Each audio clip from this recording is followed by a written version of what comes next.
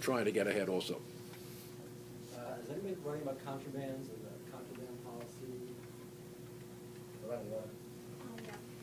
One question I have for you is, to what extent did Foner's contraband policy push Lincoln to think about freeing slaves?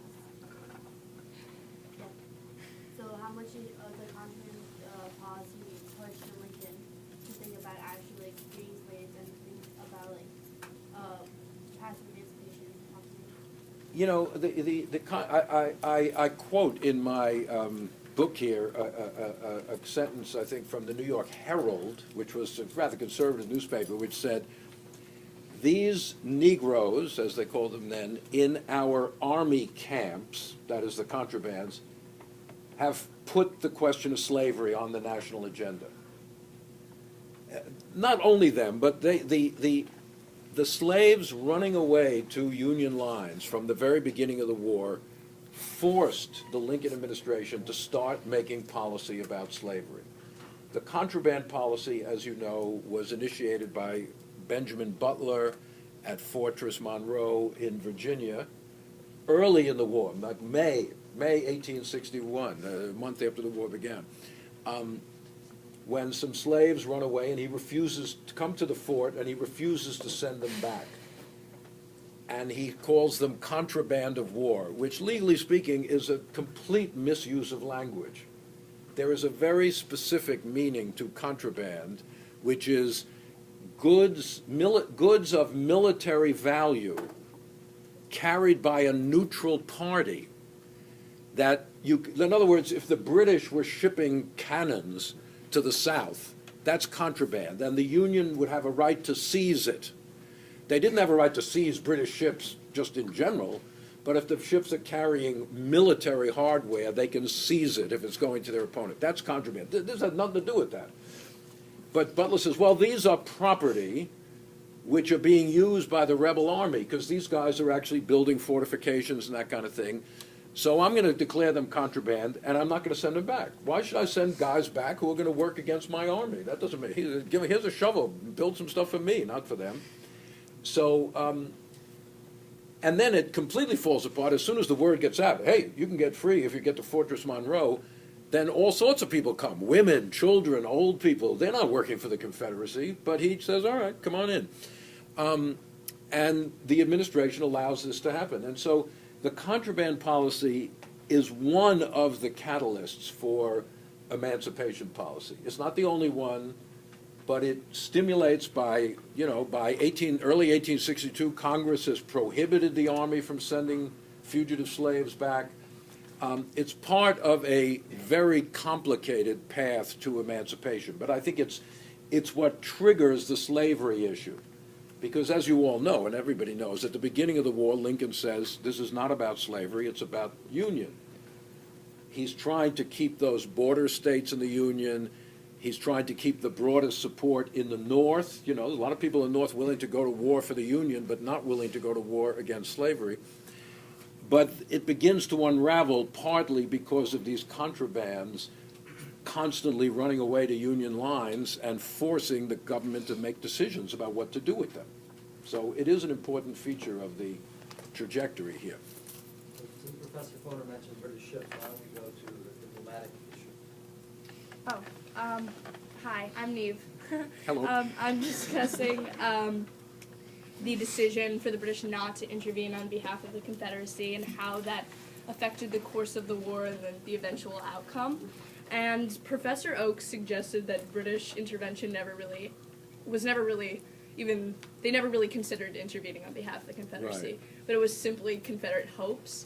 But I was wondering if you agree with that position or if you think Northern fears were justified. I think Professor Oakes is correct. By the way, he's a good friend of mine, like Holzer. So, in fact, we used to, when I was working on my book and he was working on his book, we lived like 4 blocks from each other, further up the West Side. We used to have lunch periodically at a local place to talk about our work. And the other people, if they overheard us, must have thought this was the weirdest conversation, because we would sit there like debating Clause 8 of the confiscation, the first Confiscation Act. Now, did that really free slaves, or what was the process? We're talking about the legal mechanisms of the first Confiscation Act, you know, and people are wondering, what are these guys? But I agree with him completely about this. But here's the point. Lincoln and Seward, the Secretary of State, did not know this. I don't think there was ever a chance, if we intervening, what do we mean by intervening? Sending troops to help the Confederacy? No, they're never going to do that. Recognizing the independence of the Confederacy? Maybe, but the problem is there was no consensus in England. Any policy toward except for neutrality, would have led to big battles within England, you know, big divisions within England. There were a lot of pro-Confederate people in England, and there were a lot of pro-Union people. And the government's position, the government didn't want to get involved, for, you know, partly for that reason. But of course, Seward and Lincoln did not know this. And so they had to be worried about British. It wasn't even intervention on a military level. Maybe the British there was a point where they feared the British might call a peace conference, so to speak, try to get Britain, France, Russia to, just like they're trying to have a peace conference now about the Syrian civil war. Outside forces trying to get a conference in order to end a bloody war. What would have happened if a whole bunch of European countries had announced, we're going to have a peace, we want to mediate this? Lincoln would have refused, but still it would have looked bad, you know, if you, well, doesn't he want peace? You know, so they were nervous about that kind of thing. But I think basically Britain was willing to help the Confederacy after the Confederacy won. If the Confederacy won the war, Britain would be right there behind them. But of course, that is not much use to the Confederacy. So, but I think, you know, so I think it's, looking back in hindsight, there was little chance of British intervention. But at the time, nobody knew that. So they had to operate on the assumption that this was a possibility and take whatever steps they could to try to avert it. One of the things Seward did, it was like one of these good cop, bad cop routines. Seward acted, you know, Seward kept yelling, oh, no, yeah, come on, you want to fight? Come on, Britain, here we go, let's go, come on, we're willing to fight you, and we're going to invade Canada. As soon as you do anything to help the Confederacy, we're just going to take over Canada. What do you think of that? And then you know, now you said, wait, we got one war going on, we're going to have another war in Canada? That doesn't make much sense. But the British said, you know, this Seward is crazy, but maybe we ought to not get him so riled up, you know? And the ambassador, Charles Francis Adams, in London would say, oh, you know, Seward's out of control, but, you know, we got to humor him, so don't do anything which will really get him excited, you know. So that actually kept the British a little more restrained, because they didn't want to go to war in Canada. They didn't think it was really likely, but who knows with a crazy guy like Seward around. So, so there were various tactics. That was one of them, and there were others which are a little more statesmanlike. So yeah, that's what I think about British intervention or lack thereof. So we can go a couple different directions, but let's look at Lincoln's policy about African American soldiers. Anyone have a question there? Hi, my name is Frazier. Hello. And my question for you Frazier, is, speak up, sir. Yeah, I got to hear you. okay, where do you think Lincoln's growth comes from regarding the decision to enlist black soldiers in the war? Well, that's a great question. You know, you could say, number one, it's just they need every man they can get. You know, at the beginning of the war, like many wars, unfortunately, people think, there's going to be a short war, no problem. Look what they said at the beginning of the Iraq War, you know.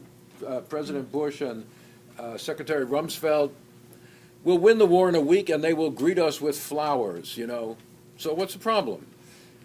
It didn't work out that way. At the beginning of the Civil War, you know, people had a very romantic view of war. It'll be, you know, we'll cover ourselves with glory, we'll go out, it'll be one big battle, and that'll be it, and we'll all feel, you know. By 1862, it was pretty clear that's not what was happening. There was nothing romantic about the Civil War. There were horrible casualties, no end in sight, and people are not enlisting with the fervor, you know, that they used to, and there were 220,000 free blacks in the North. That's not a heck of a lot. The number of them who were of military age was obviously much smaller. Half of them were women, many children. So, you know, but there's 4 million slaves in the South. A lot of them are men who can fight. So, the need for manpower is critical. But also, I think Lincoln is coming to realize that as this, as you know, the first official announcement of the that the Army will accept black soldiers comes in the Emancipation Proclamation. So once you have decided to make slavery a target of the war, then there's no reason not to enlist black soldiers. These are people you've declared are free, almost all of them. Why not put them in the Army? As Frederick Douglass said, blacks fought under George Washington. They did.